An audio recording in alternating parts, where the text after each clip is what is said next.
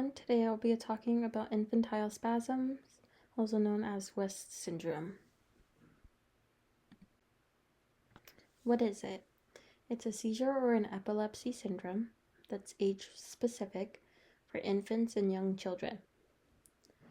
It causes involuntary movements and brief seizures. Signs and symptoms are hypsarrhythmia, jerky movements, nodding of the head, which is the head coming forward, bending forward or backwards, and eye rolling. The cause is unknown, but some possible factors are brain injury, genetic disorders, metabolic disorders, and infections. So we're going to talk about 3 videos today. First one being infantile spasm awareness, which discusses Chloe's story and brings awareness to signs and symptoms. The second one is Cure Epilepsy, which discusses Hadley's story. Her parents bring to light the impact of minimal research. And lastly, Infantile Spasms, a positive story. A mom talks about her daughter's story and the limited aid available for her daughter. For the signs and symptoms of the first video, they mention sudden jerks, sudden startles associated with crying, repeated action of unusual movements, involuntary movements, and head moving forward and arms going out. So Chloe's story is used to bring awareness to infantile spasms. Her mother mentions that her spasms started when she was 6 months. Her spasms caused her to bang her head against her mother's chest, which would inflict pain. Chloe's mom mentioned that she didn't notice the spasms until Chloe was laying down. The video talks about tips for parents. It mentions the importance of advocating for your child and being forceful because some clinicians brush it off and dismiss the severity of the situation. So the quicker you take care of the spasms, the better, because there are a lot of risks.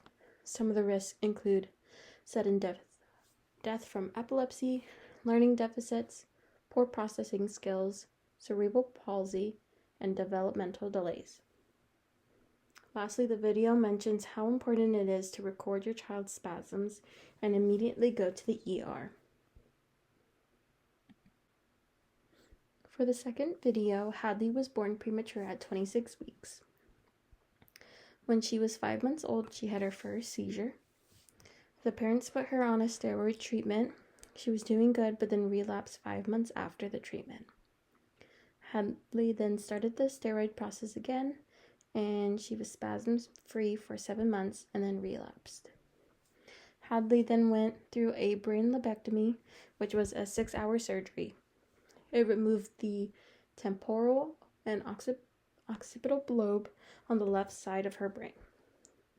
The doctors told her parents that there was only a 20% chance that it would actually help.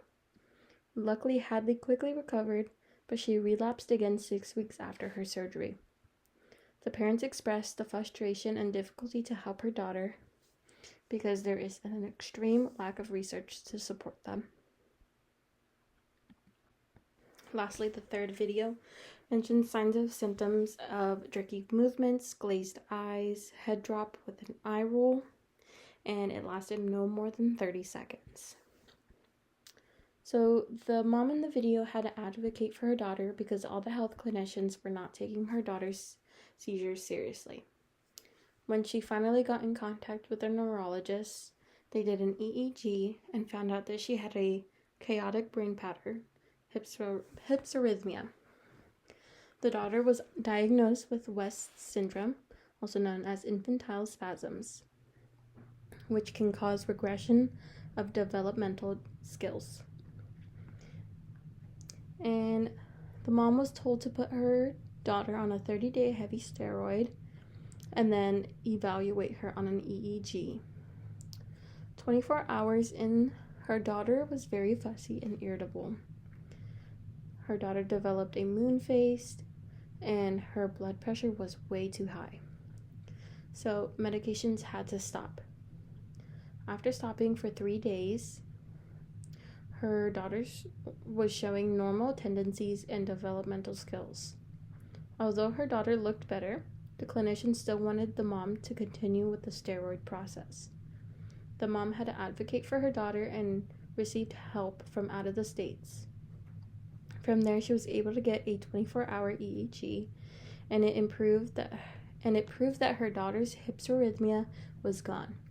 Now her daughter gets annual check-ins and has not shown any signs of infantile spasms. For my clinical reasoning, as a future clinician, these stories will help me be more open-minded when it comes to a condition like this. Not all children or people are the same. The diagnosis looks different for everyone, and I understand that I need to adhere to who the client is themselves and not the diagnosis. This also brings the importance of research and how it impacts certain diagnoses. Lastly, I will make sure to advocate for families and my clients to receive the best care and help them be informed of the possibilities instead of leaving them behind in the dark. Thank you.